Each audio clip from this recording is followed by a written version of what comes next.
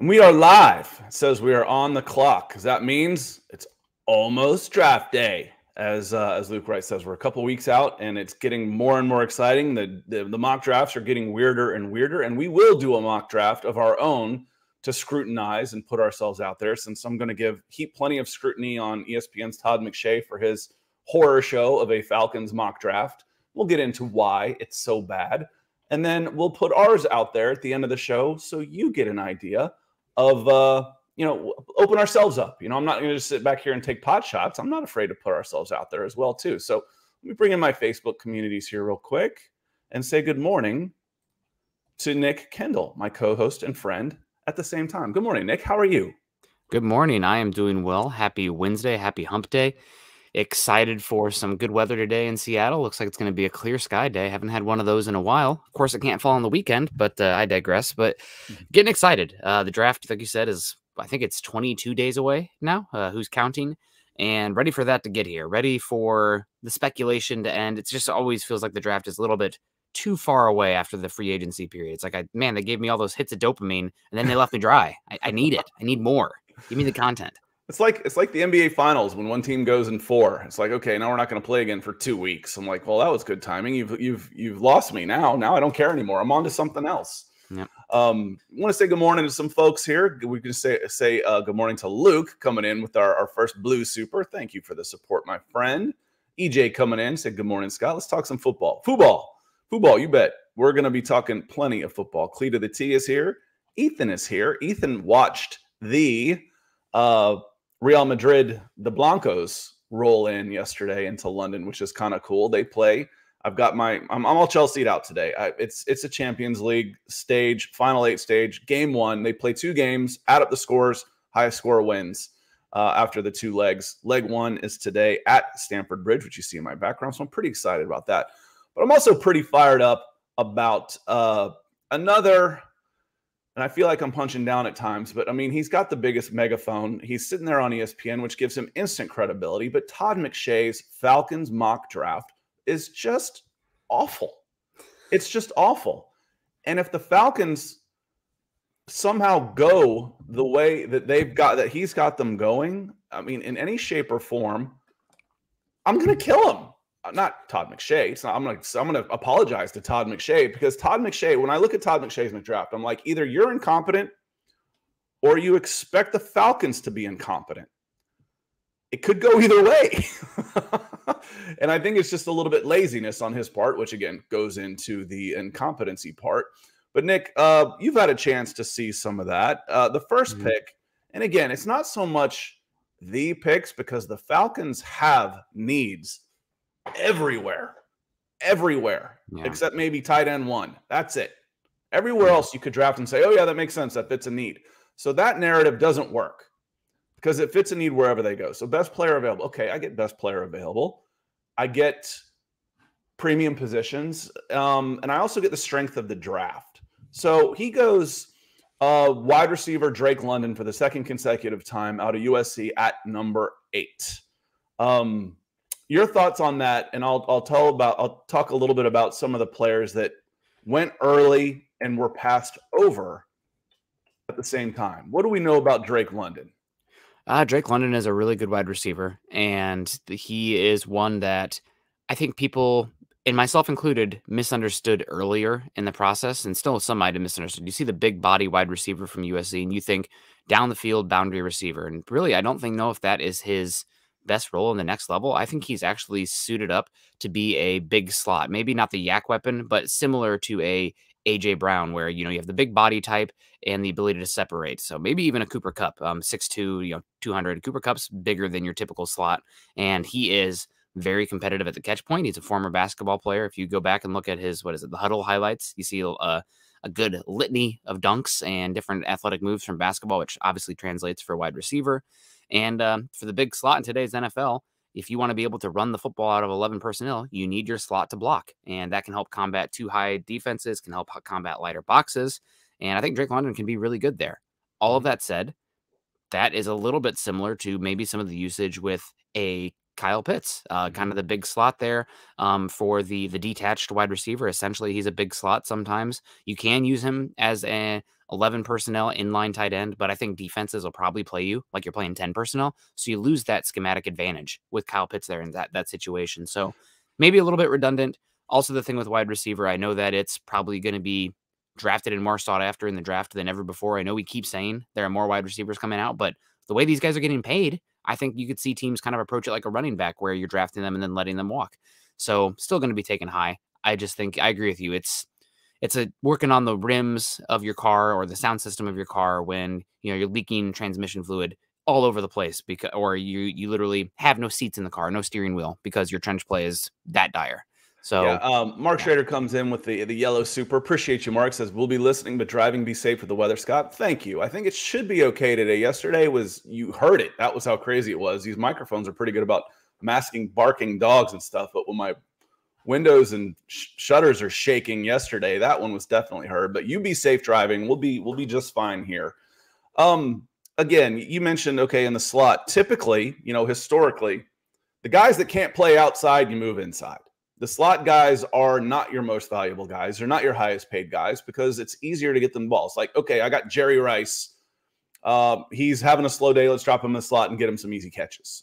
That's what you do with your X's. You put him in the slot to try and get him open. Or as a tight end, you put him in there because you're going to need him to block and do those type of things. What you just said to me on how he would be used screams Cooper Kupp third round for a guy like that. Now, obviously, he's playing at a level better than that. And it's like saying, well, Scott, get Tom Brady using the 6. You guys don't want to shoot. I know, to the exceptions. But typically, the farther you're away from the ball, the harder it is to play because you've got to have that much more. You have to have an extra degree of separation because the ball takes longer to get there. Or you have to have that much better closing speed on the outside. On the inside, you just said to me, okay, this sounds like a guy I would take much later. And if it didn't work out with his size on the outside, then maybe I could find a spot for him in the slot. But you build skill players, really, quarterback and then outside in, when you're talking about the value of your team. Now, okay, well, Scott, the Falcons need a wide receiver. Why are you so against this? Okay, I get it. Yes, they need everything. But first off, he wasn't even the top receiver on his board. He was the second wide receiver on your board. So you're not even getting the best wide receiver here at 8. You're getting the second best wide receiver at 8 for a position you can't use. You can't use that position. Why can't you use that position? Because you can't block. Your offensive line has 2 of the biggest gaping holes right now in the NFL, and literally the biggest. Jalen Mayfield was graded by PFF as the worst pass blocking offensive lineman in the NFL. The worst. DFL. That's last for those of you who don't speak acronyms. Second, you don't have a quarterback. Marcus Mariota is not brought in for the long term to start, passing the ball. So I'm going to use an 8 on a guy and then have him sit for next year. And then maybe I draft a rookie this year. He's not going to be ready to play this year. He's going to sit behind Mariota. He'll probably need next year to play. So it's year 3 before I even get anything out of this wide receiver. 3, who are you passing on? And Nick, and that's the one that gets me. Yeah. And I do want to push back a little bit on Drake London with the valuation of the slot. Teams are mostly playing out of 11 personnel today. And you just took Kyle Pitts at number 4 for a similar type of role to begin with. So if the guy can play, the guy can play. And again, with the advent of 11 personnel, almost everybody running out of it, you need to get bigger and stronger across the line there to force teams out of those 2 high shells, to force them to play more guys in the box. And Drake can play the outside. It's just he's so physical and he's really good. There's a question here from EJ. Can Drake London separate? He seems slow to me. He is not a great separator vertically, but he is really good in the air. That's the big body guy. Yep. Yeah, like Cortland Sutton. He separates in the air. It's vertically, not down the field, but vertically from the ground. So that's kind of how it is. But for Drake London in size, he's really good at separating horizontally. His ability to separate and run routes is shocking to me. And I think that big slot, more and more teams are going to go for that. But you already have Kyle Pitts who can do some of that. So I don't know if it's the best valuation for you guys. I think somebody positional wise or skill set wise, somebody like a Jamison Williams, if he hadn't gotten hurt, that one makes some sense to create space for your team and whatnot to still get those explosive plays, even against 2 high shells. But I agree with you overall. It's just, I think the game is AJ, like if in hindsight, AJ Brown would have been a first rounder. There was a weird year. I think it was the reaction to the Corey Davis John Ross year, where the following year, like all these great wide receivers went round 2. AJ Brown, Terry McLaurin went round 3. DK Metcalf went round 2. So I think you're seeing the pendulum swing back the other way, where teams are going to be gobbling up wide receivers in the first. But again, good player. Just a different kind of skill set than what you historically see from your first rounders. But the body types are changing. The skill sets are changing and becoming more specialized at wide receiver. Well, big and fast plays everywhere. Yes, yes, that's true. You know, which is what you're hoping to get for Drake London. Again, this isn't a knock on Drake London. Drake London could be excellent outside, could play everywhere, be a true number one. But do you pass on Evan Neal? No. Because that's who went next in the draft. You pass. So it's not so much, okay, like I said, you need these players everywhere. Everywhere. Any place you draft hits a need. Except for, like I said, maybe tight end 1, and that's not going to happen in this draft. The first one could go in the 3rd, late mid-second at earliest in someone like Trey McBride. But are you passing on, let's see, Sauce Gardner at 10 to take a wide receiver? No, definitely not. You better not. You better not, unless you want to hear it from me for the next decade, at least the next year. Are you passing on Derek Stingley at 12? Maybe. That's a possibility because he's got some question marks. How about Charles Cross at 13? Who falls to 13 in this mock? Are you passing on Charles Cross for a wide receiver at 8?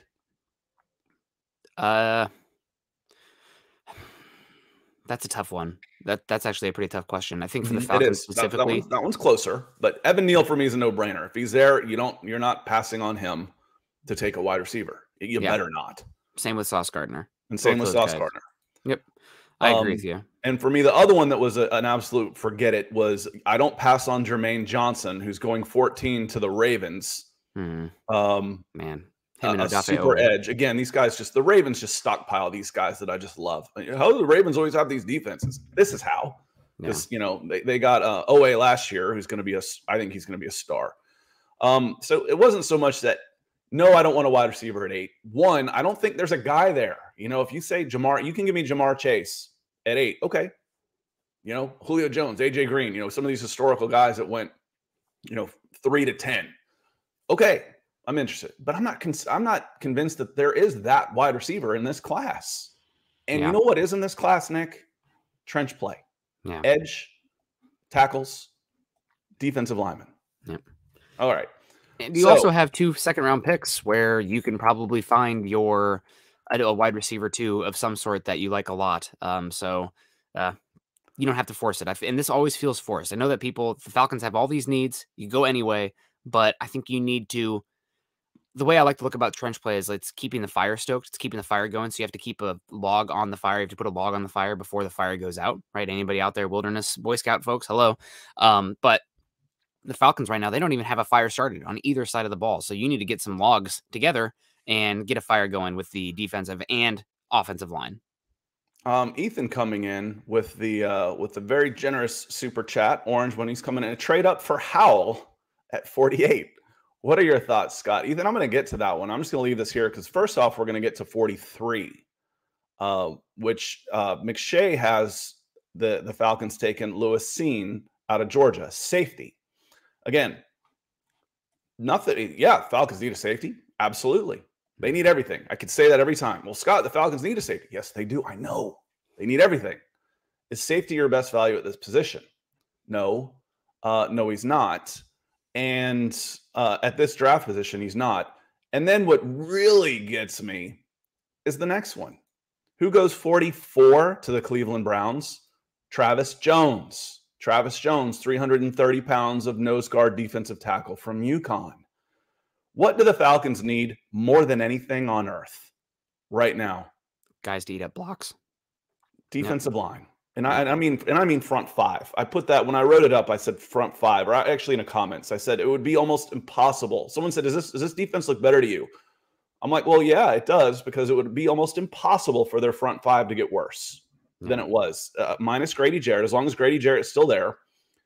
The other 4 guys, it's almost impossible for them to get worse than they were last year. Almost. So you're going to pass on Travis Jones for a safety? And I love Lewis Seen. I do too. I do too. But where's the strength of this draft, Nick? Where safety's pretty good, but you lose. After you're right. Of Travis Jones, I think there are only 5 interior defensive linemen in this class that I actually like. And Travis Jones is one of the 2 who I like two-gapping, which you definitely need in Atlanta. So Lewis Cine, getting him in round 2, I think is an absolute steal. But getting Travis Jones round 2, I think is also a steal. So I just I wouldn't sleep too hard on Lewis Cine.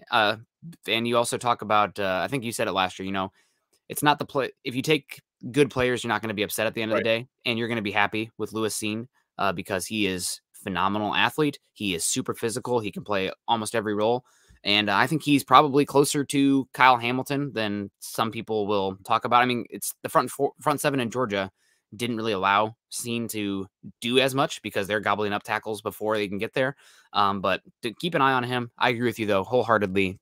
For where this team is, if you took Evan Neal there at pick 8 and then took Travis Jones there at pick, what was it, 51 or whatever it was, hallelujah. You're probably going to take some lumps year 1, but guess what? You're investing that year that's probably going to be a down year for them anyway in 2022, and then you're setting yourself up for 2023 where you can plug in that rookie quarterback and off to the races. It's just so much harder to find those guys, the big men, than skill guys. It's so much harder.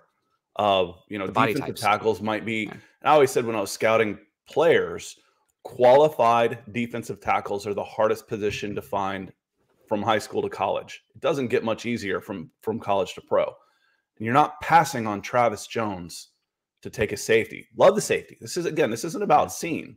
This is about the mock, because who goes after Travis Jones? Fedarian Mathis, defensive tackle, Alabama, 45-2. The Ravens. The Ravens are having my draft. I'm like, I think you got the wrong birds. The Ravens are having my draft. Jermaine Johnson and a defensive tackle. And then he's got Perion Winfrey going 46 to the Minnesota Vikings.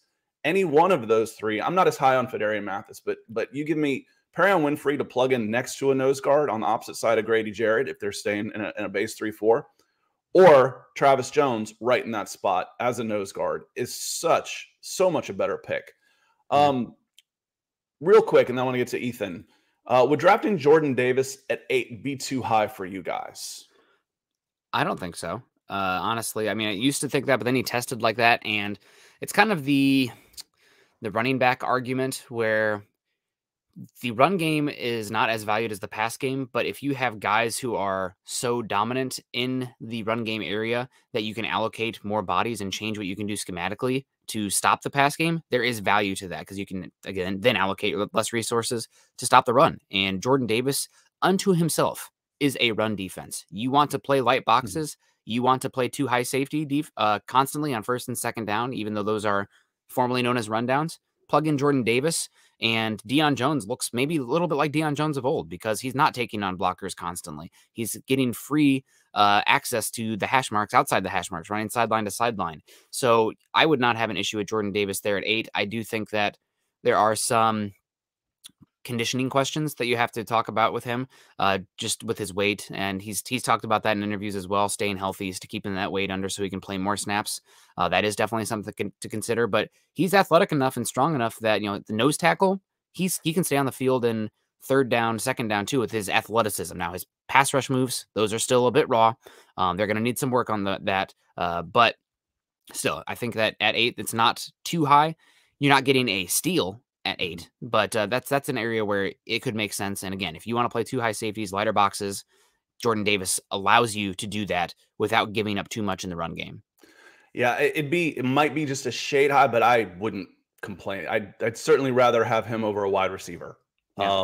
Any of the wide receivers in this class, again, for all the reasons we just talked about Travis Jones. See, for me, I would rather do something with Travis Jones from 25 to 45, even if it's to trade up 2 2s to get him. I'd rather have Travis Davis. I don't want to trade up though.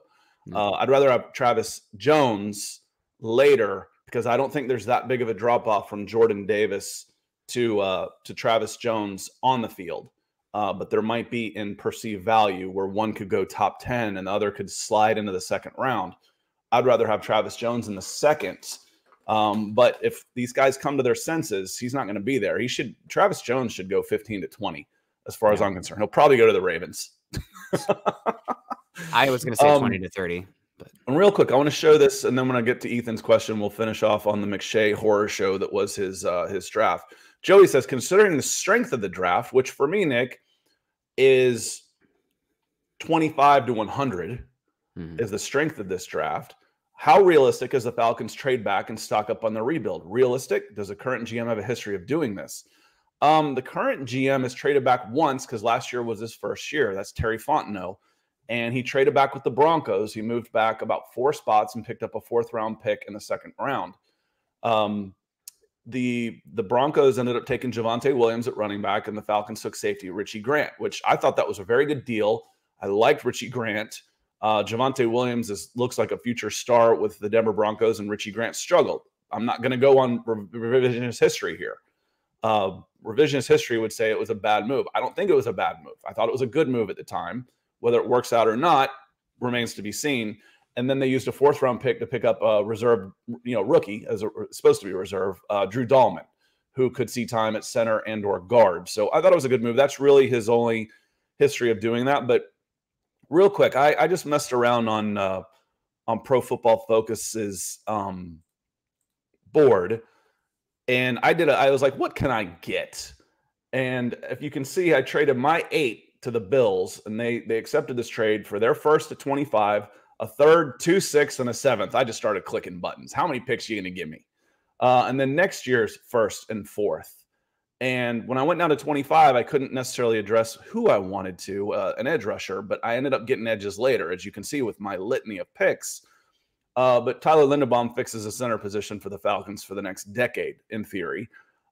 Safety, Jalen Petrie. There's your safety at 58 because I got more picks. I like it. I got 3 different edge rushers. I got a bowling ball of a running back. I got a big defensive lineman. I got 2 speed freaks from Baylor, 1 safety and 1 wide receiver. And then I started running out of names. And I was like, okay, let me get a camp body. And Caleb Ely, a smart guy on there. And then I've got my 1st-round pick next year in case I am good enough that I'm only the 4th worst team instead of the worst team that I can package together and then go get my quarterback. So I would love the rebuild. I did that backwards. Let me stop the screen there. I would love the rebuild. Nick, your thoughts on coming out of the 8 spot? A lot of it depends on how bad do they think they need the quarterback. If they don't think they need the quarterback at 8, they can come out of that spot pretty easily.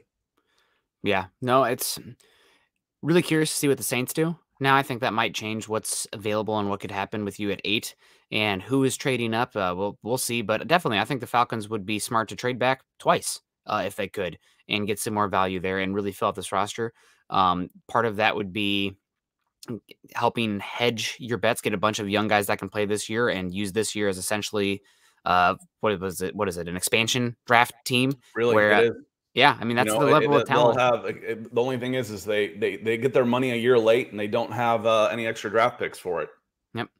So it really helps you this year with your cap being crazy with all the dead cap that you have, and your 5th highest cap hit is Chris Lindstrom with like $5 million or something, $4 million, which is insane. So then you can really build towards 2023, have a lot of space available, and you can either go for it. Let's say a quarterback falls in your lap and you're picking 1 or 2, great.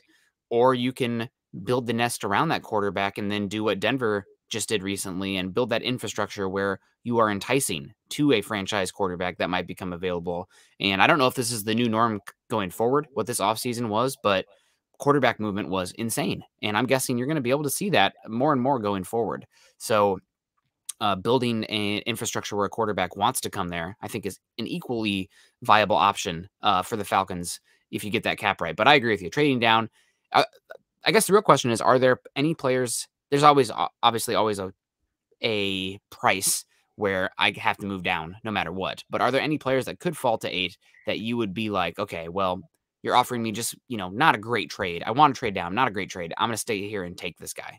There's several like that. I mean, if I did it once where I went from like 8 to 14, just messing around on that. And Tron Walker went at 8. I killed the draft. I'm like, I'm done. Now I'm pissed. Yeah. I'm like, I didn't get enough in return where I just lost for us, there's, 8 to 10 real premium players in this draft. And if you're getting out of there, then you're rolling the dice a little bit more. So it's got to really be worth it. Travon Walker is one of those guys for me.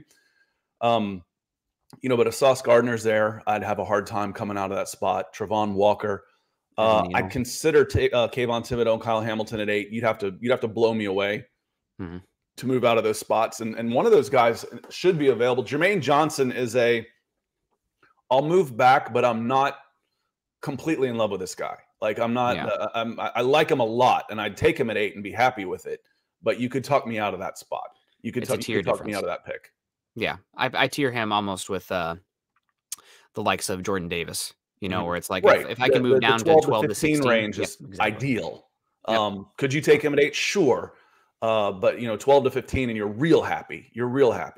Which again, to be fair, that's where McShay has him going to the Ravens. It's just this whole thing felt lazy to me, and we're going to get to the coup de grace of the, my God, man, what are you doing with this mock draft in the Atlanta Falcons? Because as Ethan says, there was a trade up for Sam Howell, quarterback UNC at 48. What are your thoughts, Scott? I hate it. And the thing that really gets me is McShay doesn't like it either. That's what's so crazy. So Sam Howell, quarterback 48. I'm going to read this from the ESPN Plus. If you're not already a subscriber, they bundled this in together with all the soccer I watch on my Roku. So it worked out great. It says, Marcus Mariota isn't a long-term answer. He might not even be a short-term one. And Howell is the last of 5 quarterbacks in this class with any real shot of developing into an NFL starter. Like Seattle with Matt Corral, this doesn't mean the Falcons found their guy. Howell offers them another option as they reset the roster after the Matt Ryan trade. He needs to keep working on his footwork and anticipatory throwing, but he is very accurate on deep shots, has a quick release on shorter throws, and brings a bit of mobility. He actually brings a lot of mobility. I like Sam Howell. I do. But to trade up to get him, and they traded their second, third-round pick, so they traded like 82 and 58 to get up to 48 to take a guy that McShay is damning with faint praise. Well, you need a quarterback. This guy's got a chance. He could be somebody. So let's use 2 of your top 100 picks for this guy. And if it doesn't work out, we'll get somebody next year. So, Nick, I've got 5 top 100 picks from the Atlanta Falcons. I've got 5. And I come out with wide receiver Drake London, safety Lewis Cine, quarterback Sam Howell, and a third-round pick. Didn't help at all in the trenches, in a trench-heavy draft. It's the ghost of Thomas Dimitroff is hovering over Todd McShay, whispering in his ear. That's what's going on here. I titled that yesterday, McShay puts the F in Falcons. That'd be an easy grade. That would be a whopping F. Yeah, F. I agree with you. And Sam Howell, I'd say he falls to you with your second round pick, and you want to roll the dice. Fine. I think giving up the extra capital, giving up another cost-controlled player in the top 100 when you are definitely going to be picking in the top 5 next year within range for a very good quarterback draft. And everybody knows Bryce Young and CJ Stroud, but Will Levis is a name to keep an eye on as well. I also, Anthony Richardson was a super prospect that got injured, or excuse me, a super recruit that got injured last year that has crazy tools in Florida. So keep an eye on him as well. So yeah, I don't get it. And let's say he falls to you with whatever late second-round pick you have. Roll the dice. And if you have 2 young, cost-controlled quarterbacks, great. You can probably trade Howell later for a surplus or keep him there, and you're not paying a backup quarterback. And in a 17-game season, probably going to need the backup at some point. That's fine. That's a calculated risk I can get behind. But trading up for him too, not great. Not great at all. It's a fringe draft, or it's kind of like the little stuff on the side when you really need some meat and potatoes. Well, and again, I'm gonna play devil's advocate on this because I have said, embrace the tank. Scott, you've said 2022 doesn't matter anyway. So what does it matter what positions we draft as long as we're getting best available players, right? Well, yeah. But are you? Yeah. Are you getting best available players? Not at 8, you're not. Not at 8. Not at Drake London. Lewis Cine, I keep calling him Cine. I see that Cine in my head, and I want to call him Cine, like Cinemax every time. Lewis Cine, maybe. Yeah. Maybe he could be. I don't think so. And once you go farther down, down the list, there's probably 100 guys that could end up having better careers than Lewis Cine. I mean, that's just probability. So the BPA, I think it's much, much harder to find the big men. I'd go that way. And then on your quarterback, using 2 picks for Sam Howell, you damn sure didn't go best available player in that spot. What you did was reached for a need. You reach for a need. How do you end up being bad? You do that. That's almost as bad as who's the guy's name? I just remember because it looks like trash. Anthony Trash from PFF. He had the Falcons taking Desmond Ridder at 8. Now you want to see how and Nick, the quarterback rankings are starting to fall in line with how I had them coming out of the Senior Bowl. If you remember, Malik Willis, Desmond Ridder, 1 and 2 are who I liked coming out of there. I don't want Desmond Ridder at 8. I don't really want Malik Willis at 8. What I said coming out, Nick, was, what are your first impressions of the Senior Bowl? I said, I'm more convinced than ever I don't want any of these quarterbacks in the first round. Now we're talking about Malik Willis going top 5 and Desmond Ridder going top 10. We're going quarterback crazy, man. Yeah. Again, the Falcons, where are you at? You are a team that is going to be terrible next year. You don't have the infrastructure to really support a quarterback because your wide receivers are terrible and your right tackle and left guard might be the worst starters at their position in the entire NFL. And you're going to take a quarterback at 8 when you're probably going to have a better option in next year's draft. Just doesn't make sense timeline-wise. I don't get it. Again, if one falls to you round 2, round 3, that you're like, okay, this guy has a chance to be a solid starter in the league. We have enough capital here. And at worst case, we have a cost-controlled asset at the expensive position where quality starters are getting $40 million a year against the cap. Okay, I get it. I understand that logic. But at 8 overall for where this team is at doesn't make a lick of sense. And you say this team, again, you mentioned it, this team has holes all across the roster, and it's going to be a down year anyway. So take the positions that typically take 2 to 3 years to develop, so that way they're coming into their own matches with when this team is ready to spend money to take off with a young cost-controlled quarterback. Which is the grown men in the trenches. Offensive tackle, defensive tackle, edge rusher, cornerback, another one. Those typically take 2 to 3 years before they really start to plateau. Or start to come into their own from college. So those are the positions that I would be looking at. And guess what? If you're playing those guys and they're getting their butts whipped because they're rookies, and in 2022, that's okay, because this team, it's essentially an expansion year anyway for the Falcons, as rough as that sounds. So again, it doesn't make any sense to me. This is why, and I guess shout out to the big media folks, because they cover so much, they can't have the knowledge of somebody who's like, this close covering a team constantly and understanding the teams. But it doesn't make any sense. It doesn't make any sense to me. No. And if this is all I'm doing is draft, that's all I did. That's my job. Yeah, that one should be a little better. I know 32 teams, for God's sakes. I knew 2,000 kids when I was doing, director of scouting, for God's sakes. Yeah. With 100 D1, 60 D1. I used to think it was tough until I started doing that. And Barney Young Jr., my friend, it is good to see you in here. I hope all is well. Barney Young, the acronym DGD stands for Damn Good Dog. That's Barney Young is a big Georgia fan and a damn good dog. And he is a long-suffering, cynical son of a gun like I am with the Atlanta Falcons.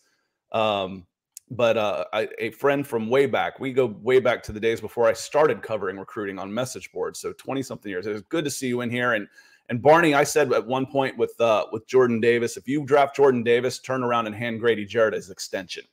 Because the second happiest person, let's see, it might go in this order. It might go Jordan Davis and his family. I'll put them in one tier as far as the happiest. His agent, we'll put that all in one tier. 2, Dean Pease. 3, Grady Jarrett. And 2 and 3 are flippable on who would be the happiest players right there. And Deion Jones, or whoever's playing linebacker behind him, might be there. But Barney, it's great to see you in here. So I'm going to scroll down the chat just a little bit and catch up on some of these. Tell us a little bit, Nick, about the Falcons' new linebacker and how they ended up getting a former first-round guy who the Titans did not pick up his option. Yeah, obviously has some knowledge with Arthur Smith and Dean Pease from the Tennessee days. So that is in the league. Oh, excuse me, I got a tickle in my nose. In the league, it's not really what you know. Sometimes it's who you know, and familiarity. A lot of times in those connections and past relationships lead to rekindling of relationships in the future when guys move around. So makes sense to get Rashaan Evans here. I liked him coming out of Alabama. Versatile linebacker, could line up at the edge sometimes, do some off-ball stuff. Better coming downhill than he was playing in space, and not the massive hulking body type for that guy that you want, like a Leo Chanel, who is better downhill. Also weighs 260 pounds, but he's a good player, and this is just a chance for me to, I guess, spread my own propaganda. Rashaan Evans, another in the graveyard. Not that he's a bad player, but another in the graveyard of questionable first-round picks at the off-ball linebacker position. If you look historically over the last decade, first-round linebackers, not a very good hit rate. I don't know if I think it's a lot because the position, a lot of the greats at the position aren't based on tangible, measurable factors such as the size, the weight, the speed, etc. You need to be processing, you need physical, you need to be good in your run fits. Even like some of the best coverage guys, Fred Warner wasn't the best athlete in the world at the linebacker position, but he's so fluid and he's so intelligent and reacts so quickly. So I think that teams drafting linebackers like they are edge rushers or offensive tackles or defense tackles or cornerbacks, where the athletics and the measurables really do translate to the field, tend to get linebackers drafted early and tend to have them bust. And not that Rashaan Evans busted per se, but he's definitely not a value that you want for a first-round pick. So again, that's just me, in my opinion, at the off-ball linebacker spot, and it's also getting devalued today in today's NFL more than ever. But I digress. It's a good pickup for the Falcons. It's a cheap lottery ticket that maybe you get a competent player there, and that would be good for the Falcons because you need competency, cheap players across the board. I see. That one's a tough one for me to say. It's Isias Estrella Jr. Buenos dias, mis amigos. To you as well, my friend. Coming in, and Chris Walker coming in as well. Wanted to say hello. Now, to Evans, what I do like, one, he's about 20% of the cost of Foye Oluokun. That's good. Two, he's on a one-year deal for the most part. I don't think his contract numbers have been officially released. He might not have signed it yet. And three, he's bigger. He brings a little bit more size. Deion Jones and Foye Oluokun were both under 220. And I think Foye was playing in the 215 range, where Evans is going to bring a little bit more size to that front seven. So I do like the pick. I do like the signing. And just because one team didn't think he was worth his $8 million option doesn't mean he can't play. So I do like that signing. Ethan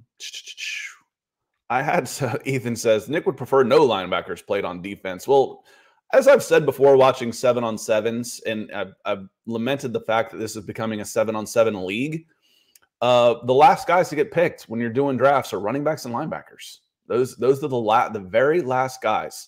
The opening had 100 kids, so probably let's call 40 of them linemen, 60 skill players, and they divvied them up into a bunch of teams. It's probably more than 100 kids actually.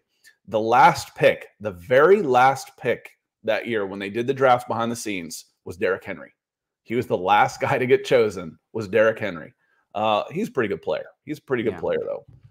Linebackers are still valuable. It's obviously a little bit tongue-in-cheek. They're not as devalued as the running back position because linebackers have better longevity than the running back. They're not as replaceable. And if you can find yourself a good linebacker, then hot damn, hold on to him.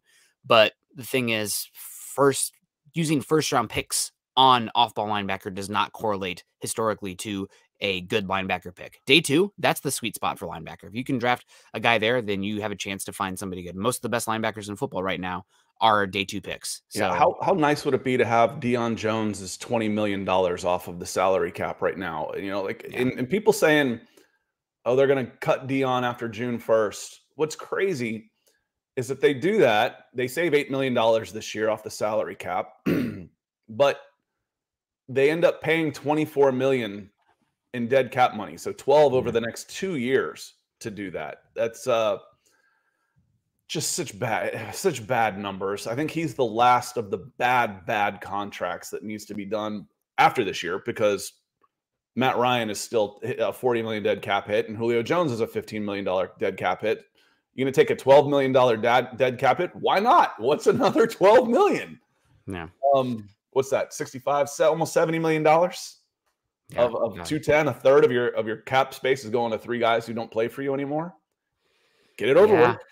Not great. Not great. And just looking at some of the top paid linebackers too, it's not ideal. CJ Mosley, he's started to fall off a bit, and he's getting what, 17 million a year. Aluakon getting 15 million a year. God, thanks, Jags. You guys hopefully get a comp pick for that one. Deion Jones, 14 million a year. Shaq Thompson, solid, but 13 million a year. Jerome Baker, 12.5. Zach Cunningham, 11 million. Matt Milano, 10 million. See, I think that's okay, Nick. If you start thinking about, okay, I got 22 starters and they're taking up, 1/22 of my payroll. That's not too bad, except the fact that you got a quarterback and a wide receiver taking up. And again, to your point, they've got a quarterback on a rookie contract right now.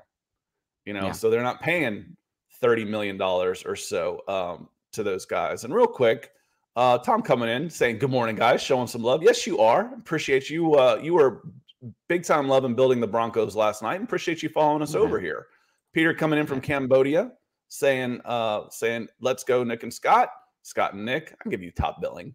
But real quick, before we get into our own mock draft that is then public for scrutiny and being called awful and this guy's a moron, I've been called it all. No problem. Like when you're in the business of projecting and making predicting the future, you're going to have some really bad takes. I'm okay with that, but at least I would be willing to sit down and have a debate with Todd McShay on why this is so awful.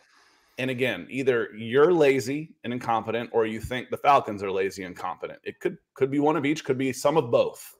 But before we get started on our mock draft, I want to say hello to our sponsor, Ryan Kennedy Homes. If you are looking to move into the Atlanta area, the Atlanta market has never been hotter. I've listened to, yes, this is my wife. I've listened to her talking with people she's trying to get into houses before the houses even come on the market. That's how hot the Atlanta market is right now. So if you're looking at this area, you have to have an agent. I never actually believed in agents before. Living in Atlanta, it was always pretty easy. It's like, how are they earning their money? Well, they're definitely earning their money, and you're not getting into a decent home in Atlanta without an agent right now. And if you're looking to sell your home, to upgrade, downsize, or whatever, it's never been a better time. And you'd have somebody with contacts come in with cash offers, all those kind of things. So check out RyanKennedyHomes.com if you are interested in either moving to the area or maybe exploring selling your home and upsizing or downsizing or just taking advantage of the Atlanta real estate market. It's never been better. Numbers right there. Check out the phone number. Check out her website. I promise you will not be disappointed. So, Nick, what do you think? Should we get into our own mock draft here? Yes, sir. Let's do it. Let's correct Todd McShay's draft and leave us on a better we'll see high. who's available, and that's part of it. Let's see, that's part of it. Let me go. Kevin Mapp is in Facebook jail, wanted to say hi for everyone. Okay, Kevin, that's been happening a lot. What are you guys doing to get thrown off? Tisk. Maybe I don't want to know. And he also said no wide receiver at 8. Amen to that. No wide receiver at 8. But I do like PFF's Pro Football Focus Mock Draft Simulator. Let me share my screen again. We'll go add a stream. See if we can make that just a little bigger. And we're going to go 7 rounds. We'll blaze through it pretty quick here. We're at 43 minutes, so we can take a little bit of time here, but not too much time. We're going to pick 8th, and we are going to enter draft, and then I'll zoom in for you.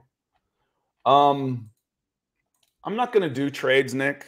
Okay, that's fine. Too much. Sometimes the trades are silly.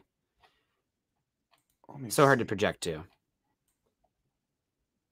I think I need to come back out of that one zoom so that we can see. And we'll read off to you. But Jaguars are on the clock. I don't think the trades are super realistic, so I don't want to do them. I mean, I picked up like 8 picks from the Bills and built a rebuild, but we'll get started here. Okay. Aiden Hutchinson goes number 1, Kyle Hamilton 2, Kayvon Thibodeau 3, Ike Ekwonu 4, Evan Neal 5, Charles Cross 6, and Sauce Gardner 7. You know who that leaves? Tron Walker. Yep, easy pick for me. Can I get an amen from the congregation? Amen. Let's. George Kalafdis, there's Drake London, Garrett Wilson, Travon Walker at 14. His average draft position is 9.4. So look at the guys where they're being taken. But I'm going edge. I'm going a super freak of an edge. Now, I know if Barney's still in here, correct me if I'm wrong, this would have to be the highest the Falcons have ever taken a University of Georgia player. That's probably correct. I couldn't speak to that, but either way, Tron Walker, there's some hype right now that he could go #1 overall. So he's a freak athlete, and some people, why was his tape not great? Well, first of all, they had him lining up directly over the tackle as a nose. We can look at the case study of Jermaine Johnson going from Georgia to Florida State, getting, 5 sacks in his career at Georgia to 14 this last year at Florida State because they'd moved him to 7 technique, 9 technique. Travon Walker's bigger, faster, stronger. He's also 3 years younger. He's got teach tape as a run defender there. And this is the type of traits that you bet on here. I definitely think that there's a chance that he doesn't reach Jameson Williams. He probably has fallen because of the injury. There he is right there. I'm 16. sorry. Where is Jermaine Johnson? There he is. He's all the way down at 26. That's what we did last time when we drafted for the Falcons, just because everybody went that we wanted before them. But this one, we said this was a trade down. So for me, if one of these guys, again, this is a pretty good draft. I would take any one of these guys except maybe Charles Cross and Travon Walker at 8. That's 7 players. And there's 8 slots. And there's 8 slots. Yeah. So therefore, those are going to be the top 7 guys. But no quarterbacks down here. You think a quarterback will go? As a quarterback going here. Yeah. As a quarterback going here. So I'm going to hit the button on Travon Walker, and I'm going to be freaking thrilled. And if a quarterback doesn't go there, guess what? Somebody is probably calling you to move up to come get a quarterback. There you go. So and then you can trade down. Yep.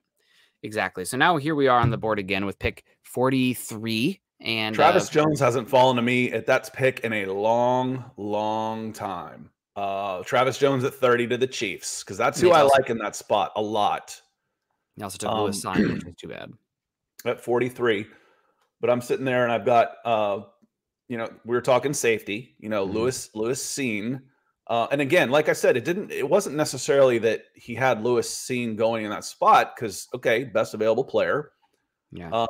If he's there, I get it. Petrie might be that guy here, but you don't pass on Travis Jones for a safety in this draft class right now. Yeah. I like the edge, but I'm not completely sold on Nick Benito.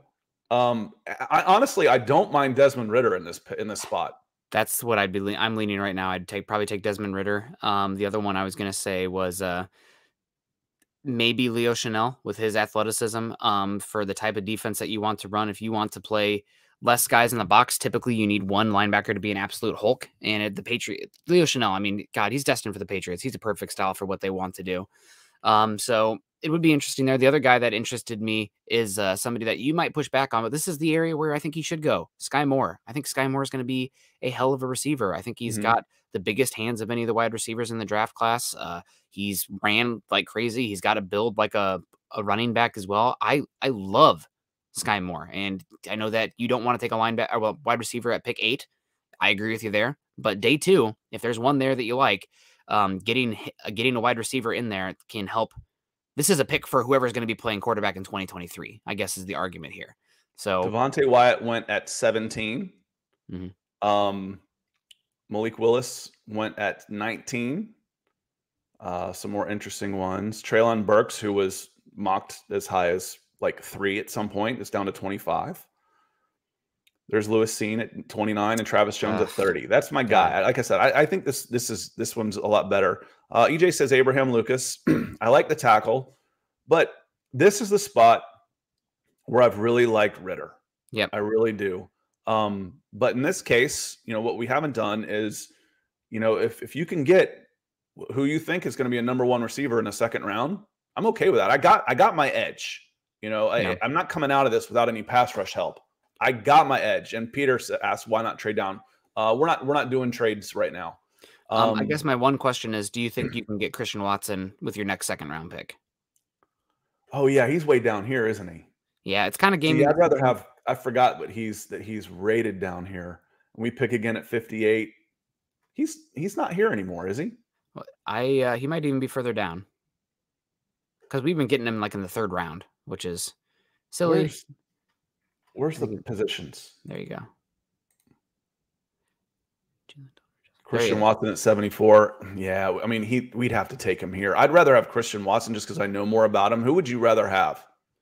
It depends on what you want. I think Skye Moore is a better Z/slot. If you want to run RPOs and slants, nobody in this draft catches and does better in those kind of over the middle of the field, turning up field roles. If you're looking for more of a boundary X receiver than Christian Watson, but there's some good wide receivers still here. I would like Jalen Tolbert a good bit.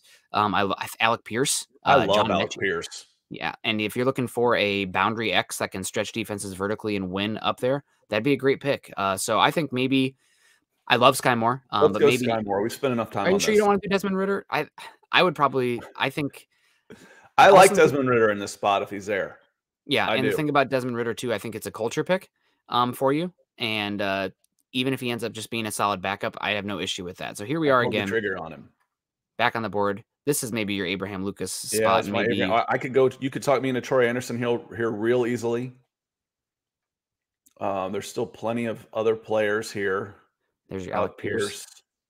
Christian Watson must have gone. Skye Moore went one pick before, and there's Christian Watson. So, that's too bad. Skye Moore by one. Need a right tackle. I'm going Abraham Lucas in this spot. Okay, I don't disagree. Yeah, we need a right tackle. He's an immediate upgrade. I mean, I'd love Troy Anderson, love him, but I also am a big fan of Abraham Lucas, and he's an immediate upgrade at right tackle. Yeah. Let's do it. Abraham Lucas. I got no issue with that. Picking again in 14. Alec Pierce be on the board. Alec Pierce. Oh, he went one pick before. That's unbelievable. That's unbelievable. Yeah, I do. John Pope, Alec Pierce. Welcome in, John. Alec Pierce in the third. I like. I do like Alec Pierce. I had no idea how well he tested until I put some cut ups on my channel of him at the Senior Bowl, and he looks, like a nice guy, nice. And then I'm like, wait a minute, he's like 6'2", and he tested. Let me bring up his testing numbers real quick. He tested great. He was a freaky, really, really good volleyball player as well. I think nationally there's your ranked. Jump. There's your leaping. So, yep. So Alec Pierce, 6'3", 211, with a 4.41 and a 40.5-inch vert, and a 7.13 3-cone and a 4.28 shuttle. Yeah. Oh, I could. Yeah. I'm gonna hop on the Alec Pierce bandwagon pretty soon too, because he's got size, he's got speed, he's got athleticism. I really like him. Good question. Who did the Broncos get at 64? The Broncos got Cameron Thomas at defensive edge. line. Maybe. I don't really like Cam Thomas, but that's just me. Okay, so we're back on the clock now. It's too bad we couldn't pair Desmond Ridder with Alec Pierce. That would have been a lot of fun. But right now we're looking at the board. We got Josh Pascal still there. I don't like Kellen. I know that I keep seeing Broncos. George Payton likes to take high Ross players, the relative athletic score. Kellen Diesch's arms are historically small. I think the joke I like to make, which is not very nice, but he has a hard time answering his phone if his phone's in his pocket because his arms can't reach his pockets. It's the body type he has. So I think and he's also, because of his body type, a lot of times offensive tackles, if their arms are too short, they can fail inside. Kellen Diesch's body type is too skinny and tall. I don't think he can anchor inside. If anything, he's going to have to move to be a purely blocking tight end, which where's the value on that? 6th round? I'm not betting on him. He's way too much of an outlier. So we're on the board again here. Scott, we're at 74 and 82. Yep. I like Dylan Parham. Yeah. I need an upgrade at guard, at least some competition. I like Josh Pascal. You know who I really like here? Perrion Winfrey. Yeah, and I also really like, you keep talking about wide receiver, and if you want a blocking wide receiver, John Mechie here, the only reason he's here is because he's coming off an injury, and I am not super concerned about his injury long-term. I think he's going to be great, and you keep talking about this as an expansion team. John Mechie, let's say he doesn't even play this year. Who cares? Right. Yeah, So I'd be fine with Perrion Winfrey at all, but I think John Mechie is probably the last. Can we look at the wide receivers? Yeah. Just because, we keep talking about, we don't want to use a wide receiver at 8. I agree with you totally, but this wide receiver, we're going to need wide. And see, what I'm thinking on this is we pick again at 82, and I should be able to get Mechie or Calvin Austin in that spot. I actually kind of like Romeo, decent-sized wide receiver. And after that, it gets, I don't know these guys nearly as well. Yeah, this is not, except for the speed guys. So for me, I think Mechie's the way to go. I really do. I agree. I think I could go with that. I do like Perrion Winfrey in that spot. but I think there's going to be other options available. I think we're running out of wide receivers. So you can probably just leave it there and draft him. It doesn't matter. Yeah, let's go. So I'm okay with that. Let's go. Where'd he go? There he is. 83 at 74. It's a little bit of a reach according to their board, so we'll probably get dinged for it. I don't care. Yeah. And then see, we're picking again at 82. So one of those other guys that we like should be available. I think they all just went. Josh Pascal, Perion Winfrey, Dylan Parham, all three guys I just mentioned. There are still some really good players on the board here that I think are worth a shout out here. If you scroll up here, I think that I don't disagree with you at all that adding an offensive lineman is a good way to go. I forget the Arizona State guys in my book here. I haven't watched much Donovan West, but not Kellen Deesh. But the other offensive linemen here, I think, all make a lot of sense. If you scroll down, I love Cole Strange. I like Cole Strange a lot too. He can play center or guard. Exactly. He comes in with versatility, so I do like that pick a lot. If you keep scrolling down, a decent grade for that one, I would think. Yeah, you need guard and center. If you keep scrolling down to, there was two other names that I thought were worth mentioning here. Excuse me, one more. Zach Tom. That's the other one here. I think Zach Tom could be a fantastic center or guard, and it seems like the NFL draft Twitter starting to catch up on him. He's starting to get drafted more and more in mocks round 2, and his body type and athleticism, versatility.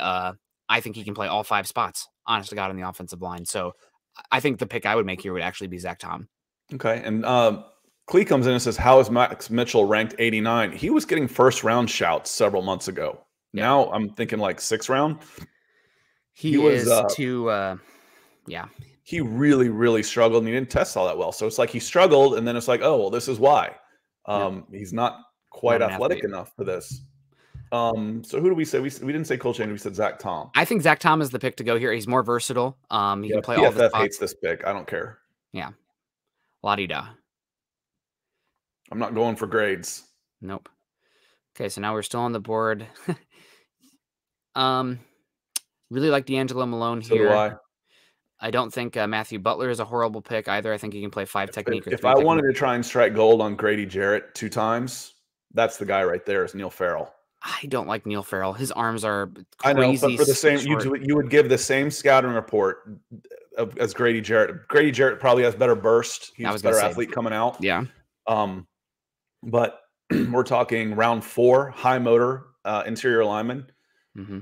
I like him. I probably would take him here. You know who else I like here? I'm a big fan of Matt Waletzko. Yeah. So we went Zach Tom for one of those linemen. Okay, here's the pick. I think this is the one. This guy should be not here. Cade Otton. You're coming from Arthur Smith offense, which ran a heavy 12 personnel with Tennessee, and your options outside of Kyle Pitts at the tight end position are unknown. And Cade Otton honestly might be one of the better inline tight ends in this class. You're losing Hayden Hurst to free agency. You lost your blocking tight end, Lee Smith, to retirement. You have to have another tight end. Getting a really good tight end in the 4th makes a lot of sense to me. Yep, and this allows you to do more with Kyle Pitts. Kyle Pitts doesn't have to live as that Y tight end all the time. Which he didn't. But you had options. When he comes up for his tender and renegotiations, they're going to call him a wideout. Yep. So now you're on the clock again, and at 151. Chris Paul's not a terrible pick here. No, he's not. Weatherford is not a terrible pick here. Who's starting running back? We didn't go DL. There's my guy. I get him here every single time. Yeah, that's a good one. Can you scroll back up? I think that's the one I'm going to lean with too, but there was another name I wanted to shout out if you scroll up. I also like him a lot. Do you want a 5 technique or do you want a 0 or 1? I want someone to put next to we don't center have or guards or guards or tackles. We don't have a nose guard. I think Agbanya is the pick there if you want the nose guard, where I think Uzurike is more of that classic 5 technique. Agbanya is that big. He's like 320. I picture him as being on the other side. So DL, like what did he measure? 6'3.5", 326. I'm mistaken. I would take Agbanya here in a hurry and put him at nose guard. Yeah, I think he's a nose. Okay. We need some size on the line and he looked solid. Again, I didn't realize he was that big because he moved so well at the Senior Bowl. So 1 pound lighter than Travis Jones. Yeah, I liked him a lot. Yeah. So I think that's a way to go for that one. And now you're hoping one of those speed demons from Baylor fell. There's one. JT Woods. There's the other. One position here where we're talking round 6, but I think you might need some logs on the fire here is running back. Who is playing running back out for the Depending on what they do, they just signed Damiere Byrd from Kansas City. Not Damiere Byrd, Damian Williams. Damiere Byrd's wide receiver. They just signed Damian Williams, and they still got Mike Davis. What I need wide receivers, I think, more than I need running backs. Yeah. And I could use another safety. Again, both of these guys just tested phenomenal. I was a big fan of JT Woods. I think I really like him. You kept asking me about Petrie. I'm like, no, it's the other guy. And I didn't know their numbers. I went in there blind. I'm like, no, it's the other guy. The Baylor kid. Yeah, the other one. He was the one that was showing off so well in coverage at the Senior Bowl. So I like JT Woods a lot. Let's do it. Yeah, get the athlete there. Tested like a freak. I do have questions about his tackling and physicality, but que sera, sera. That's the way it works. Richie Grant there for, right?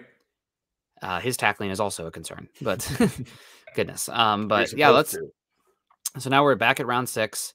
I love Daniel Bellinger. God, it's stupid that he's available here. I know that we took a tight end earlier, but if you're playing a tight end centric offense, then that's one. I see people still taking Dontario Drummond in these things, and I want to tell them he dropped more passes than he caught.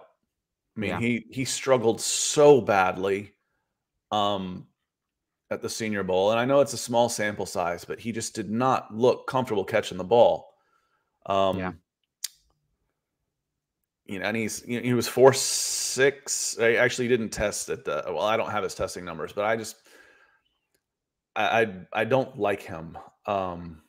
It's a decent pick here, but it's like there's got to be some other options here besides Drummond, just because I happen to still know him.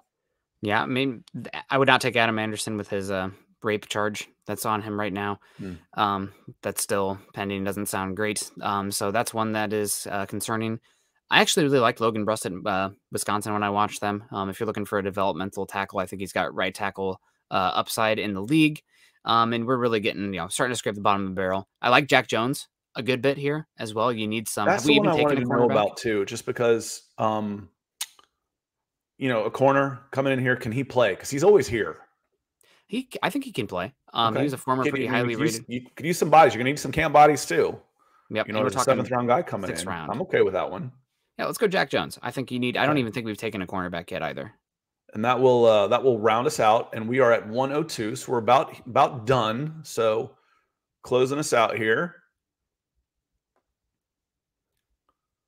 Grading your draft. It's not going to be the highest grade we've gotten. Tron Walker B+ at 8. Yeah, sure. Desmond Ridder. Again, we knew that we would get Zach Tom's an F. Kate Otton's a C. Ogbonna B+. We got a B for that grade. So you see, to recap, we got an edge at 8. A freak of an athlete that could go number 1 overall. We went and got a quarterback, but it doesn't prohibit us from getting another quarterback next year. And we took a guy who I really like, high upside, at 43. So we didn't give up anything else to get him. So while I shillelagh'd Todd McShay for using 2 picks on Sam Howell, 1, I only used 1 pick, and 2, I like Desmond Ridder a lot better than Sam Howell. I like Sam Howell, but I like Desmond Ridder a lot better. Got an immediate upgrade at right tackle with Abraham Lucas. I think he can come in and be a day 1 starter. Mechie comes in, who is a high upside player coming off an injury. Zach Tom is criminally underrated. Could flex between guard and tackle by this group. Kate Otton, we need another tight end, and he is very, very good. So that's a good player that fits a need. Ogbonna, if he falls at 4, I'll be shocked. He's really good. 325 pounds, and he's always available. I nab him with this pick every single mock I do. And I just want to push back on the Zach Tom grade. I don't really understand the bad grade. Maybe it's just this board, but I pulling him up on Mock Draftable now. And here's some of the names that, well, first off, I guess we can just talk about the percentiles for his athletic testing.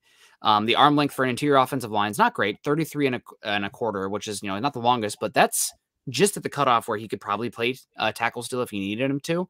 But his athletic testing, 93rd percentile 10-yard split, 97th percentile 40-yard dash, 94th percentile vertical jump, 99th percentile broad jump, 95th percentile 3-cone, 91st percentile 20-yard shuttle. Some of the names that he compares to: Joel Batinho, Rashawn Slater, Ali Marpet, Creed Humphrey, Joe Thuney. I mean, these are all great specific body types that have dominated as interior offensive linemen. We'll see what happens, because right now we get an F because he's ranked 92, and we already took a tackle, which is what John says. What I don't understand is why you took Zach Tom over D'Angelo Malone when you already had Abraham Lucas. Abraham Lucas gives me 2 tackles. Jake Matthews and Abraham Lucas. I need 3. I need 3. And Zach Tom can flex inside and outside. I need more. I've got 2 for sure right now on offensive line. I got Jake Matthews. I got Chris Lindstrom. The other positions, left guard has to get better.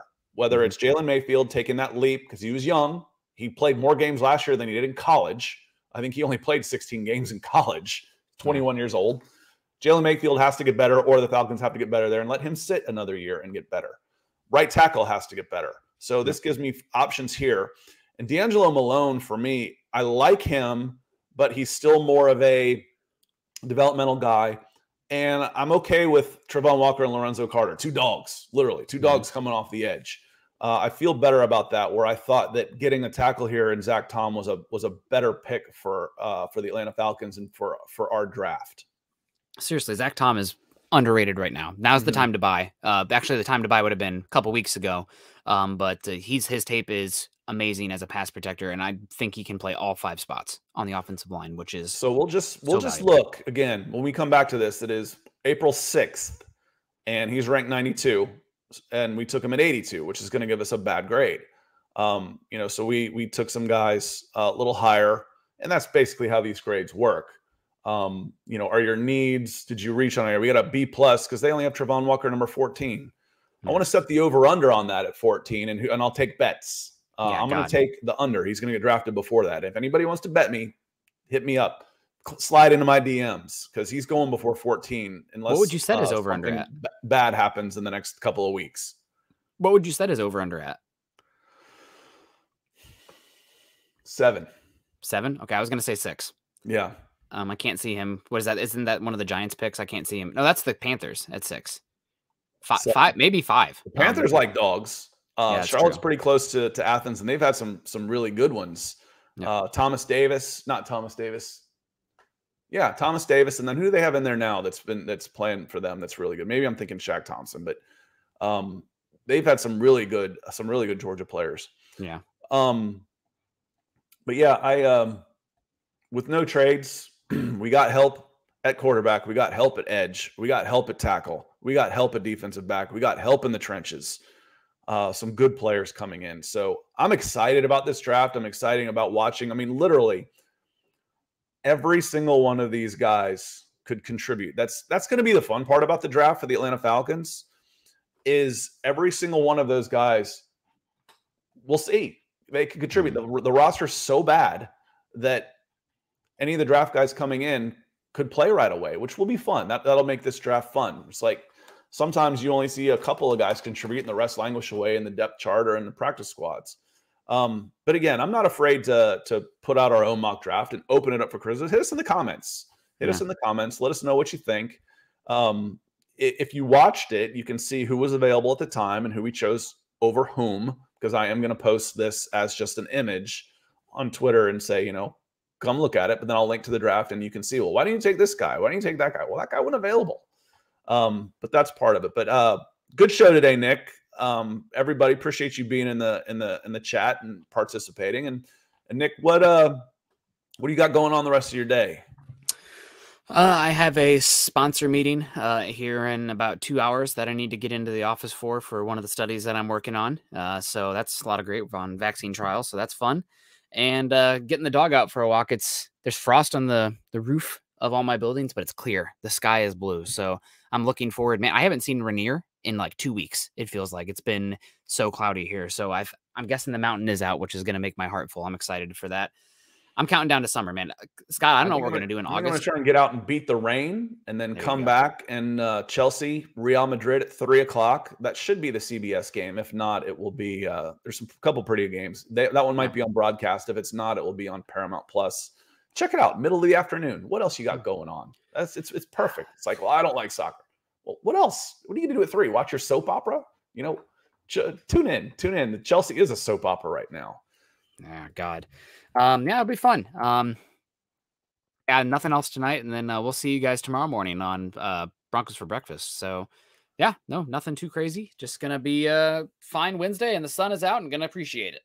All right. Well, I'm going through about 3 to 4, actually 4 to 5 of the lower prospects again on Senior Bowl. So keep an eye on my channel, because the guys that are coming down lower in the draft, I'm putting them up now. I'll try and have everybody done within the next 2 weeks. I finished off the national team yesterday, the guys I had. Now I'll finish off the American here in the next, hopefully by the end of this week.